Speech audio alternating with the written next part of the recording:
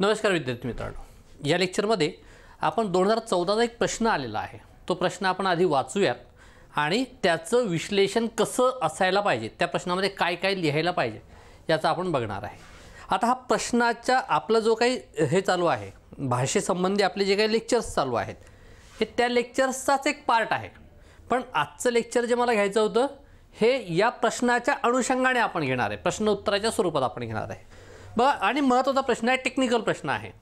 2014ला हा प्रश्न आलेला आहे. 2014चा हा प्रश्न आहे. बघा काय प्रश्न आहे. भाषिक संरचनेचा सर्वात महत्त्वाचा गुणधर्म म्हणजे ती यांत्रिक स्वरूपाची नसते. काय भाषिक संरचना हा याच्यातला कीवर्ड आहे आणि ती यांत्रिक स्वरूपाची नसते, हा एक त्यातला कीवर्ड आहे. या विधानाचे सविस्तर स्पष्टीकरण करा, असा 20 मार्काला हा प्रश्न आलेला आहे.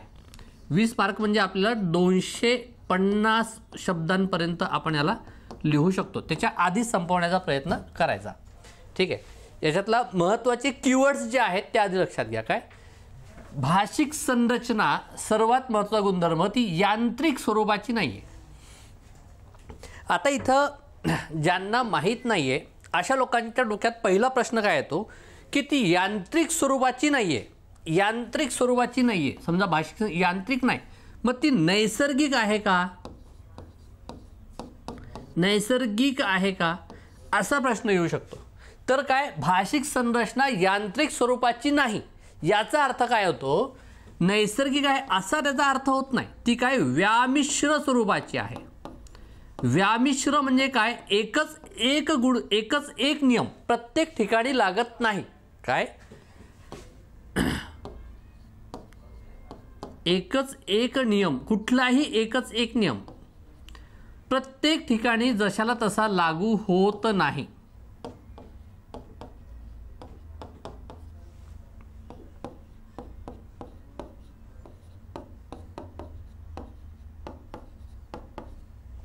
याचा अर्थ होतो बघा, व्यामिश्र स्वरूपाची असणे म्हणजेच काय यांत्रिक स्वरूपाची नाही आहे. यांत्रिक स्वरूपाची नाही याचा अर्थ नैसर्गिक आहे असा होत नाही. हे सर्वात आधी लक्षात घ्यायचं आपल्याला.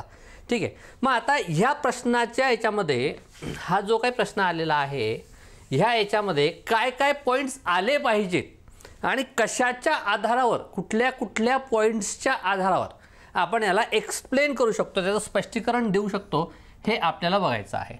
हे सर्व स्पष्टीकरण जे आहे हे वाक्य रचना याच्या आधारे पुस्तकांमध्ये आलेलं आहे. वाक्य रचनेच्या आधारे. मग ती काय वाक्य रचना कशी असते? शब्द एकमेकांसमोर ठेवले म्हणजे वाक्य निर्माण होतात का?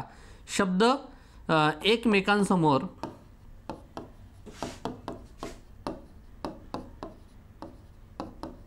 ठेवणे म्हणजे वाक्य निर्माण होतात का? सकारात्मक वाक्य काय असतात? सकारात्मक वाक्य काय असतात? नकारात्मक वाक्य काय आहेत? ठीक आहे. वाक्य निर्मितीमध्ये तुमचा काळ कसा त्याचा रोल प्ले करतो, काळ हे आपल्याला इकडे सांगायला पाहिजे. त्यानंतर काय आहे की गणनिष्ठपणा काय आहे, गणनिष्ठपणा आणि अन्वयनिष्ठपणा काय आहे, हे सर्व आपल्याला इकडे एक्सप्लेन करावं लागतं. बघा हे सर्व आपल्याला इकडे एक्सप्लेन करावं लागणार आहे. ठीक आहे. तर या सर्वांच्या हे सर्व पॉईंट्स आले की तुमचं हे मार्क्स जे आहे 15+ इथं मार्क्स जातात. बघा हे एवढं लिहिल्याच्यानंतर. मग आता एक्झॅक्टली आपल्याला याच्यामध्ये काय आहे? आता बघा सर्वात महत्त्वाचं याच्यामध्ये शब्द काय आलेला आहे? भाषिक संरचना. ठीक आहे. याच्यावर आपण पहिले बोलूया. मागच्या 2 लेक्चरमध्ये भाषिक संरचना काय आहे यांनी सांगितलं, यांत्रिक स्वरूपाची नाही आहे, यांत्रिक स्वरूप नाही असं यांनी सांगितलं. याला एक्सप्लेन करायला सांगितलंय. ह्या 2 कीवर्ड्सला एक्सप्लेन करायला सांगितलेलं आहे. मग भाषिक संरचना म्हणजे काय हे आधी आपल्याला माहीत पाहिजे. आपण याच्या आधी बघितलेलं आहे मागच्या लेक्चरमध्ये की भाषिक संरचना ही द्विस्तरीय असते. द्विस्तरीय असते हे आपण याच्या आधी सांगितलेलं आहे. द्विस्तरीय म्हणजे काय? याचे पण 2 स्तर काय आहेत ते आपण सांगितलेले आहेत. म्हणजे मूलध्वनी जे आहेत आपल्या भाषेमध्ये, मूलध्वनी मूलध्वनी हे काय आहेत, मर्यादित आहेत, हे आपण असं सांगितलेलं आहे बघा, मर्यादित आहेत. मूलध्वनी जे आहेत ते मर्यादित आहेत असं आपण सांगितलं आहे.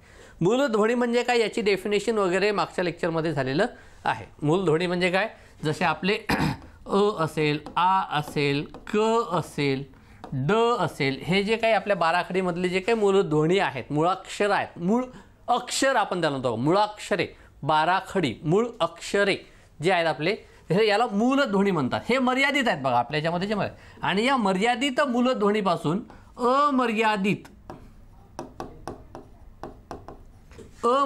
वाक्यरचना किंवा संदेश आपण पाठवू शकतो.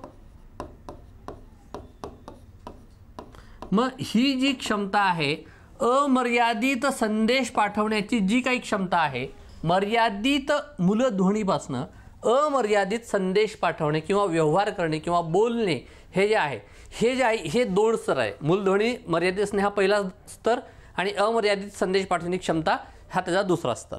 ही द्विस्तरीय रचना आहे. मग या मूलध्वनीपासून काय शब्द निर्माण होतात बघा, ह्या शब्दांपासून काय होतात, वाक्य निर्माण होतात. ठीक आहे. आणि त्याच्यानंतर काय अर्थपूर्ण वाक्य निर्माण होतात, अर्थपूर्ण वाक्य निर्माण होतात. मग ही जी द्विस्तरीय संरचना आहे, आपण आता सध्या काय, ही यांत्रिक स्वरूपाची नसते, भाषिक संरचना ही यांत्रिक स्वरूपाची नसते. या मुद्द्याकडे आपण अजून तरी आलेलो नाही आहे. ठीक आहे. आपण या प्रश्नामध्ये जे काही कीवर्ड्स आले ते डिकोड करतोय सध्या.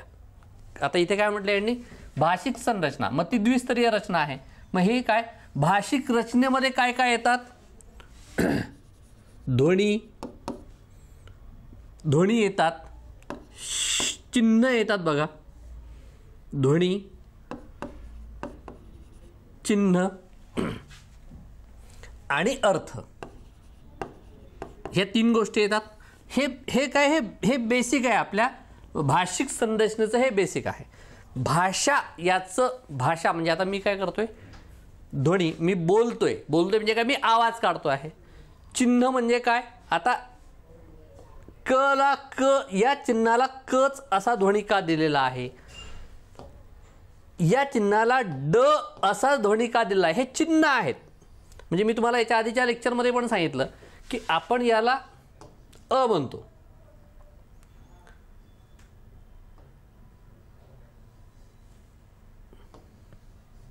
याला आपण य म्हणतो.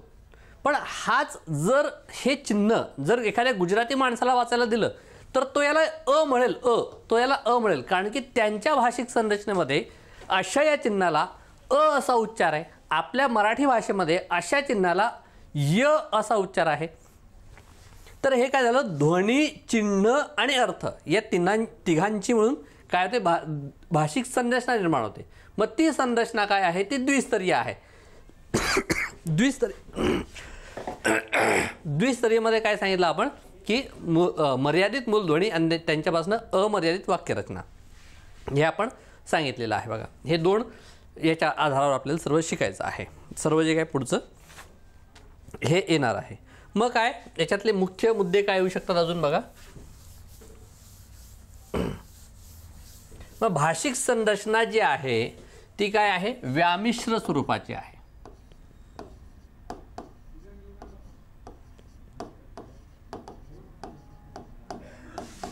ती काय आहे, व्यामिश्र स्वरूपाची आहे. व्यामिश्र स्वरूप आहे तिचं.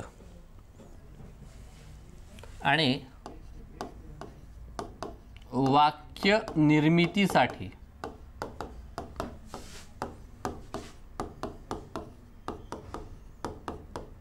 विशिष्ट नियम व्यवस्था आहे. हे 2 गोष्टी आहेत बघा. इथे काय आहे, ती व्यामिश्र स्वरूपाची आहे. म्हणजेच काय, तर ती काय म्हणू शकतो आपण त्याला, यांत्रिक स्वरूपाची नाही आहे. यांत्रिक स्वरूपाची नाही म्हणजेच काय, व्यामिश्र स्वरूपाची आहे. आणि वाक्य निर्मितीचे काही नियम व्यवस्था आहे.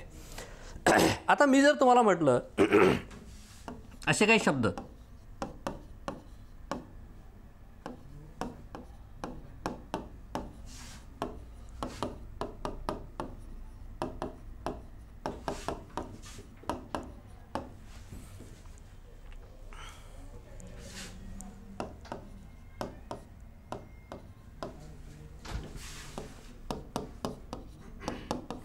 आता हे शब्द काय, रामाच्या पेक्षा, मुलगा, धावला, काल, मोठा, जोरात, हे शब्द जर मी तुमच्या समोर असे ठेवले तर याच्यामधनं काही अर्थ निर्माण होतो का?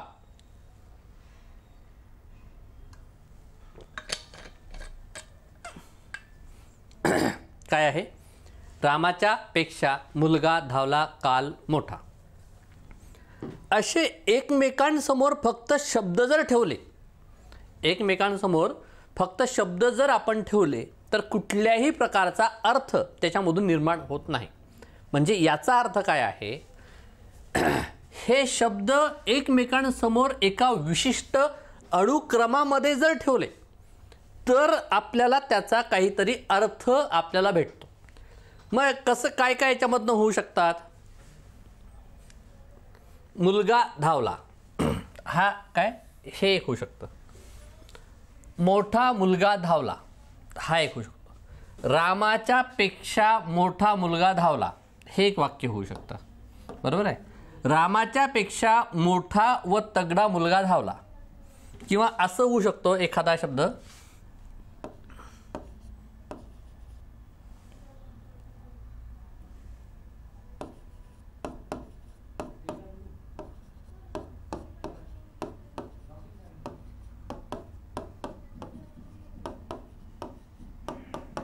असं एक याच्यामध्ये वाक्य निर्माण होऊ शकतं. काल मोठा मुलगा धावला.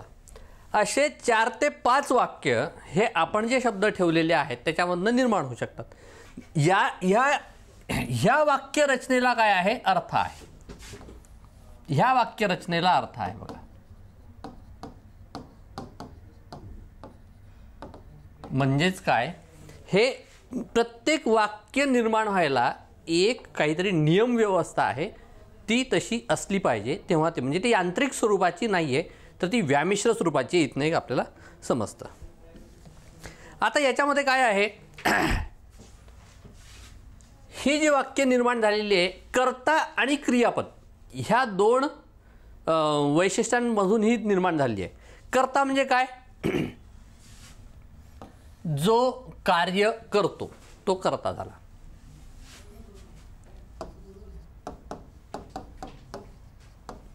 कार्य करणारा, कार्य करणारा इथं कोण आहे? मुलगा आहे. इथं कोण आहे? हा मुलगा आहे. इथं कोण आहे? हा मुलगा आहे. इथं कोण आहे? हा मुलगा आहे. इथे कोण आहे? हा मुलगा आहे. म्हणजे हे झालं कर्ता, जो कोणी कार्य करतो, वाक्यामध्ये जो कोणी कार्य करतो तो झाला कर्ता. आणि क्रियापद म्हणजे काय?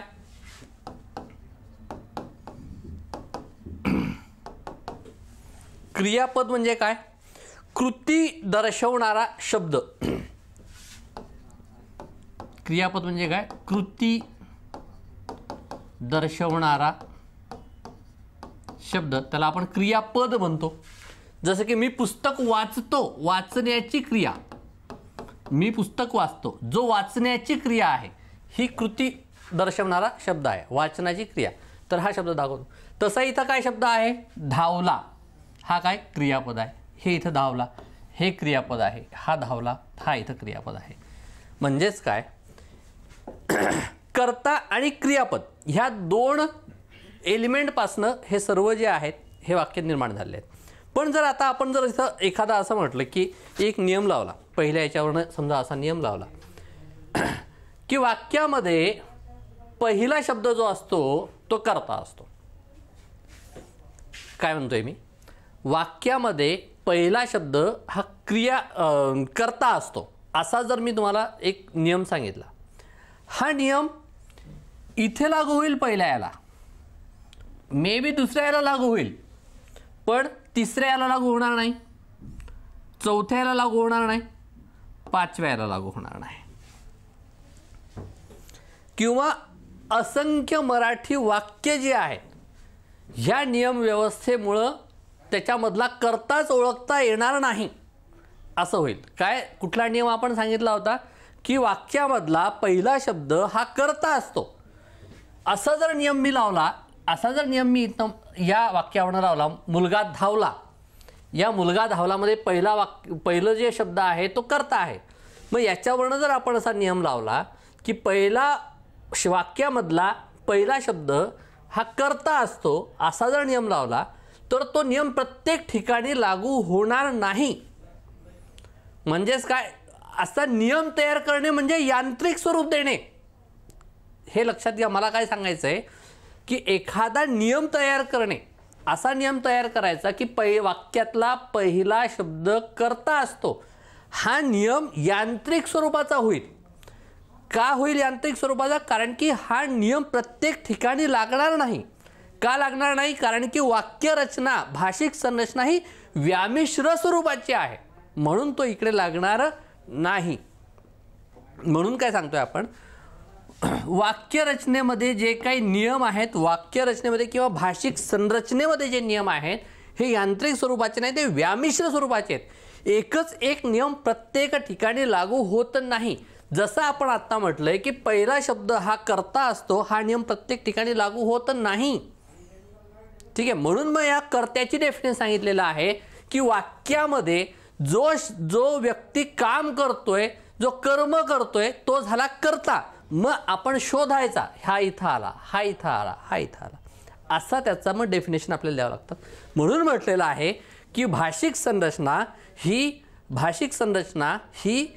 व्यामिश्र स्वरूपाची आहे, ती यांत्रिक स्वरूपाची नाही. म्हणून आपण इथं म्हटलेलं आहे बघा. आता नकारात्मक जर वाक्य निर्माण करायचं असेल, नकारात्मक वाक्य निर्माण करायचं असेल तर काय होईल? नकारात्मक वाक्य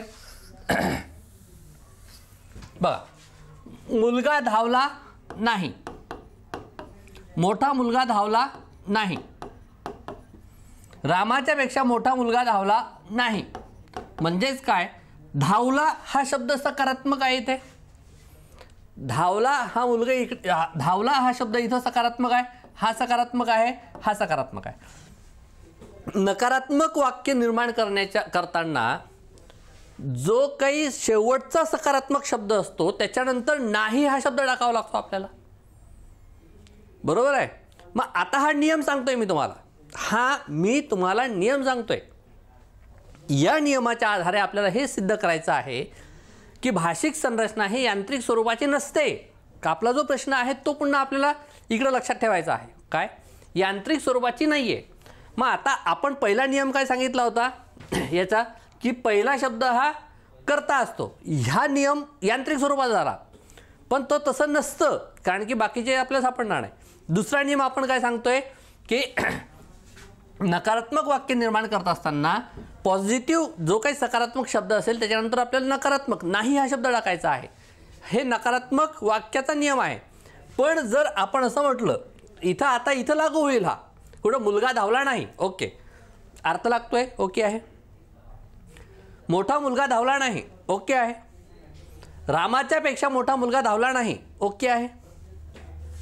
काल मोठा मुलगा धावला नाही, इथं पण ओके आहे. पण जेव्हा आता काळ बदलायचा असेल आपल्याला, जसा काळ बदलायचा आहे,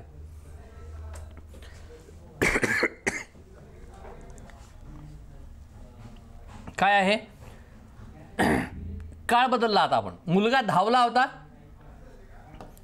हे आधीच्या ह्याच्यात झालं. आता हे भविष्यामध्ये मुलगा धावतो किंवा चालू वर्तमान काळ, मुलगा धावतो नाही, भविष्यकाळ मुलगा धावेल नाही, मुलगा धावत होता नाही, मुलगा हे वाक्य कसे वाचतात हे, तर हे कुठंतरी कानाला खटकतात की ही वाक्य रचना जी आहे ही नीट झालेली नाही. आणि ही नीट का नाही झाली? कारण की आपण एक नियम सांगितला होता की सकारात्मक शब्दाच्या शेवटी नकारात्मक नाही हा शब्द टाकायचा आहे, तर नकारात्मक वाक्य निर्माण होते. पण हे प्रत्येक ठिकाणी होत नाही. एकच एक नियम सगळ्या ठिकाणी लागत नाही. म्हणजेच काय, भाषिक संरचना जी आहे ती व्यामिश्र स्वरूपाची असते, ती यांत्रिक स्वरूपाची नाही. हे सांगण्यासाठी आपण सगळे इथं हे बोलतो आहे. मग मुलगा धावतो नाही असं नाही, असं येणार का? नाही. तो मुलगा धावणार नाही असेल. म्हणजेच काय, हा शब्द सुद्धा आपल्याला चेंज करणार. मुलगा धावेल नाही असं नाही, मुलगा धावत होता नाही असं येणार नाही. लक्षात येते तुम्हाला? म्हणून एकच एक नियम हे प्रत्येक ठिकाणी लागू होत नाहीत. म्हणून भाषिक संरचना ही यांत्रिक स्वरूपाची नाही, ती व्यामिश्र स्वरूपाची आहे, हे आपल्याला इथं सिद्ध होतं. आता तिसरं वाक्य जर म्हटलं आपण, समजा ते मागवतो का, काल मोठा मुलगा धावला नाही. याला जर या वाक्याला आता इथं काल दर्शवणारं एखादा काळ सांगणारा शब्द कुठला आहे, तर काल मोठा मुलगा धावला नाही हे सांगतोय की हे भूतकाळाबद्दल बोलतोय. मग याला जर भविष्यकाळामध्ये जर चेंज करायचं असेल तर इथं उद्या असा शब्द टाकून हे वाक्य भविष्यकाळामध्ये होणार आहे का? कसं, उद्या मोठा मुलगा धावला नाही. योग्य वाटतंय का? योग्य वाटतंय का आपल्याला? नाही, असं होऊ शकत नाही. म्हणजेच काय, भाषिक संरचनेमध्ये जे नियम आहेत ते नियम प्रत्येक ठिकाणी लागू होत नाहीत, जशाला तसे लागू होत नाहीत, तर ते काही कंडिशननुसार लागू होतात. म्हणून आपण म्हणतो की भाषिक संरचना ही व्यामिश्र स्वरूपाची आहे, ती यांत्रिक स्वरूपाची नाही. हे आपल्याला इथं लक्षात घेण्यासाठी आपण हे सर्व इथं सांगतोय बघा. आता हे आत्तापर्यंत आपण जे बोललोय, याच्यामध्ये काय आहे, काय निष्कर्ष निघतो, याच्यावरचा निष्कर्ष जो आहे तो लिहून घ्यायला पाहिजे. लिहून घ्या. ह्यावरून असा निष्कर्ष निघतो की भाषिक वाक्य निर्माण करणाऱ्या, काय म्हणतोय बघा आता, ह्यावरून असा निष्कर्ष निघतो की भाषेत वाक्य निर्माण करणाऱ्या ज्या प्रक्रिया असतात त्या अत्यंत व्यामिश्र स्वरूपाच्या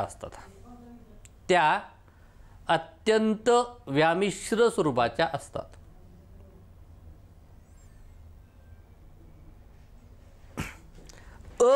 असतात फुल स्टॉप, अयांत्रिक स्वरूपाच्या असतात. अयांत्रिक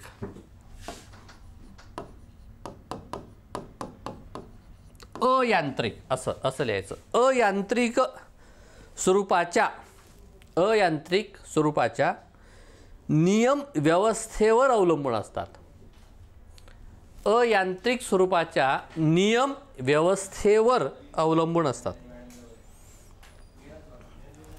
अयांत्रिक स्वरूपाच्या नियम व्यवस्थेवर अवलंबून असतात. ही नियम व्यवस्था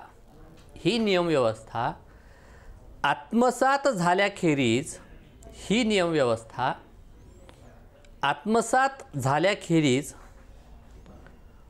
वाक्य निर्माण करता येत नाही. ही नियम व्यवस्था आत्मसात झाल्याखेरीज वाक्य निर्माण करता येत नाहीत व त्यांचा अर्थही लागणार नाही. हे झालं आपलं आत्ताचं आपण जे बोललोय त्याचं कन्क्लुजन.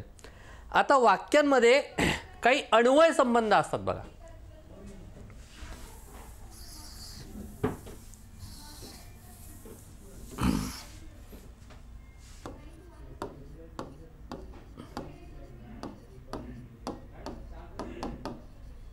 अन्वय संबंध म्हणजे काय?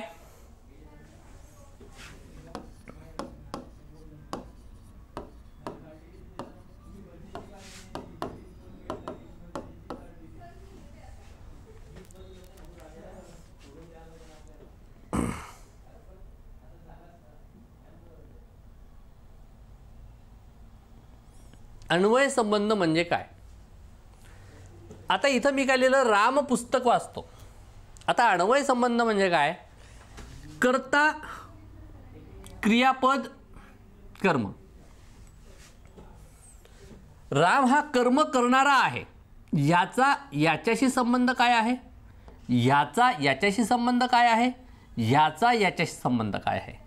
म्हणजे वाक्यामध्ये जी काही पदं आहेत त्यांचा एकमेकांशी संबंध कसा आहे याला काय म्हणतो? अन्वय संबंध याला म्हणतात. लक्षात आलं काय म्हणतोय मी?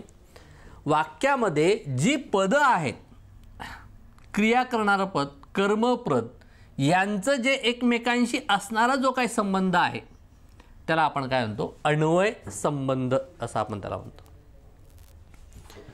आता वाक्यामधलं इथं मुख्य शब्द कुठला आहे?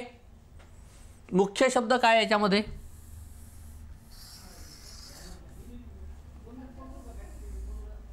राम हा याच्यातलं काय आहे? मुख्य पद आहे. ठीक आहे, याला काय म्हणतो आपण? प्रधान पद आहे. प्रधान पद याच्यामध्ये येतो बघा. आणि इतर जी आहेत तर ती उपपदे आहेत. वाचतो काय? उपपद हे वाचतो काय आहे? क्रियापद आहे. क्रियापद आहे. क्रियापद म्हणजे काय सांगितलं मी तुम्हाला? क्रिया दर्शवणारा शब्द.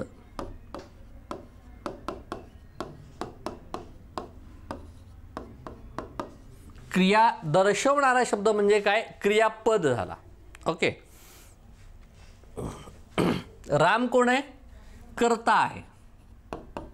तो क्रिया करणारा आहे म्हणून तो क्रियापद आहे. आणि हे काय आहे? तर कर्म आहे.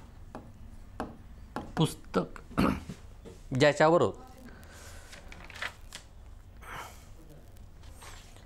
आता हे जे आहेत ना, हे एकमेकांशी अशा प्रकारे जोडले गेलेले आहेत.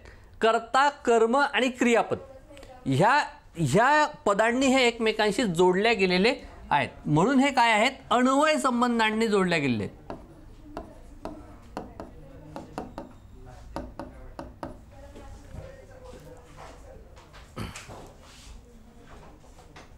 हे एकमेकांशी अन्वय संबंधांनी जोडल्या गेलेले आहेत. हे याला म्हणतात अन्वय संबंध. मग आता काय आपण जर म्हटलं ना, ही वाक्यरचना कशी आहे? ही आत्ता जी वाक्यरचना दिली आपण कशी आहे? कर्ता, कर्म आणि क्रियापद ह्या फॉर्म्युल्यावर ही वाक्यरचना आहे. किंवा जर मी म्हटलं गोविंद आंबा खातो. आता ह्या वाक्यामध्ये राम पुस्तक वाचतो आणि गोविंद आंबा खातो, याच्यामध्ये एक तरी शब्द सारखा आहे का? नाही आहे. पण फॉर्म्युला काय आहे? राम आणि गोविंद हे काय? कर्ता आहे. कर्म पुस्तक आणि आंबा आहे. क्रियापद वाचतो आणि खातो, हे दोन क्रियापद आहेत. म्हणजे काय एकही शब्द जरी सारखा नसेल तरी फॉर्म्युला एकच आहे यांचा. काय? कर्ता, कर्म आणि क्रियापद ह्या एकमेकांशी हे या गोष्टींनी जोडलेले आहेत बघा. तर ते समजा आपण जर म्हटलं आंबा गोविंद खातो, तर हे वाक्यरचना नीट होणार नाही. म्हणजेच काय? वाक्यामध्ये हे एकमेकांसमोर हे असेच ठेवले गेले, ह्या नियम व्यवस्थेनुसार जर ठेवले गेले तर यांना अर्थ आहे. कसेही जर ठेवले जातील तर त्यांना अर्थ येणार नाही. हे आपल्याला इथं लक्षात घ्यायचं आहे. म्हणजेच काय? वाक्यरचनेच्या पातळीवर ही जी काही वाक्यरचना आहे याच्यात मूल घटक जे आहेत, कर्ता, कर्म आणि क्रियापद, हे जे मूल घटक आहेत यांची आपण एक सानुक्रम रचना लावली तर यांना काहीतरी अर्थ आहे.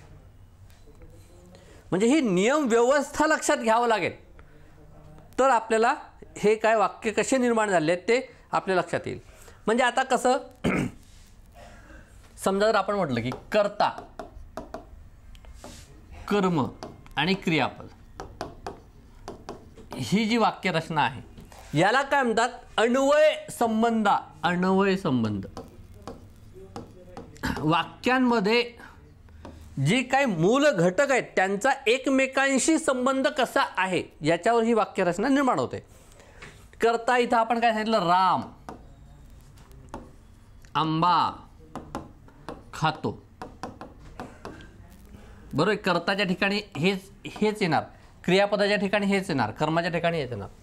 नंतर काय? गोविंद कविता करतो. समजा गोविंद कविता करतो. त्यानंतर काय? हरी पुस्तक वाचतो. क्रियापद लक्षात आलं, ज्याच्या जो क्रिया दर्शवणारा शब्द आहे तो क्रियापद झाला. कर्म ज्याच्यावर होतं ते कर्म झालं. कर्ता जो काम करतोय तो कर्ता झाला. इथं काय येईल, तो चहा पितो, ती चिंच खाते. लक्षात येईल तुम्हाला, कर्ताच्या ठिकाणी हेच वाक्य येतील, कर्माच्या ठिकाणी असेच येतील, क्रियापदाच्या ठिकाणी हेच येतील. कर्ता इथं राम शब्द येणार नाही किंवा आंबा इथं येणार नाही. म्हणजेच काय, हे झाले गण. हे जे आपण लिहिलंय वरतून खालीपर्यंत हे काय झाले, गण. आणि यांचा एकमेकांशी शब्द संबंध असलं म्हणजे काय, अन्वय संबंध असणं. म्हणजेच काय, वाक्यरचना ही अन्वय संबंधाने निर्माण झालेली आहे. ती अन्वयनिष्ठ असते. कशी असते ती अन्वयनिष्ठ असते. ती गणनिष्ठ असते. ती गणनिष्ठ असते. हे सर्व कोणी सांगितलेलं आहे बघा, हे सर्व सांगितलेलं आहे सोशूर. सोस्यूर किंवा सोशूर या भाषा वैज्ञानिकाने हे सर्व सांगितलेलं आहे.